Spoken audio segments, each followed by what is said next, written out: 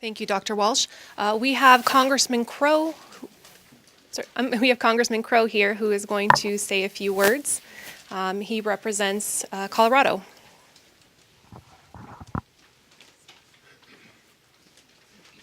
Thank you. Thank you so much. Thank you.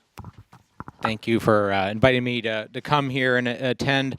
First and foremost, it's encouraging to see a packed room, right? Because it's a recognition that this is an issue that cuts across political boundaries, that we have a commitment to our veterans, to our active duty service members, and to their families to take this seriously and to really have an all hands on deck approach between our agencies, the nonprofit sector, and everybody who recognizes that this is an issue that we have to address, and we have to address with the sense of urgency that I see all of you have by being here today and the work that you all do. So I appreciate that.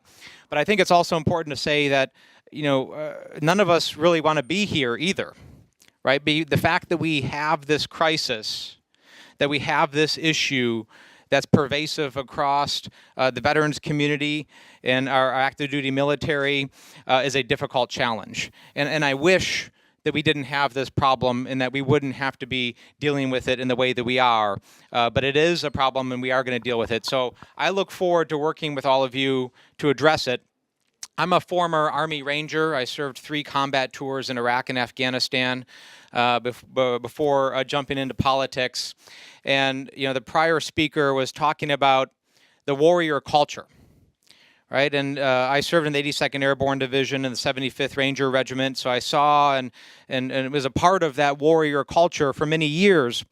But it serves as a huge barrier, as many of you in this room know, a huge barrier to getting the help that folks need, right? Because if you are in combat, a man or woman in combat, it's not a question of whether or not you have some issues that have to be dealt with as a result of that experience. It's a matter of what type of help do you need, right? Nobody goes in to combat in that type of experience and comes out an unchanged person. So we need to change the culture at the top. We need to reinforce a leadership cultural change that recognizes that you are not weak for wanting to seek out help, that recognizing that we are all human, that this is not necessarily a natural experience for people to go through, and that it is a sign of strength to seek that help, but also that we have a commitment to each other, right? That we had battle buddies in Iraq and Afghanistan. There's a lot of veterans in the room here, right?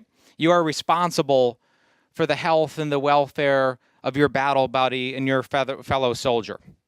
So addressing it at that level and making sure that from the very top of the Pentagon all the way down, the very top of the VA, all the way down, that everybody recognizes this as an issue, that we are addressing it is going to be really important. I look forward to working with you to do that. And I'm going to continue to push for that at my level as well. So thank you again for the opportunity, and thank you for dealing with this today and every day.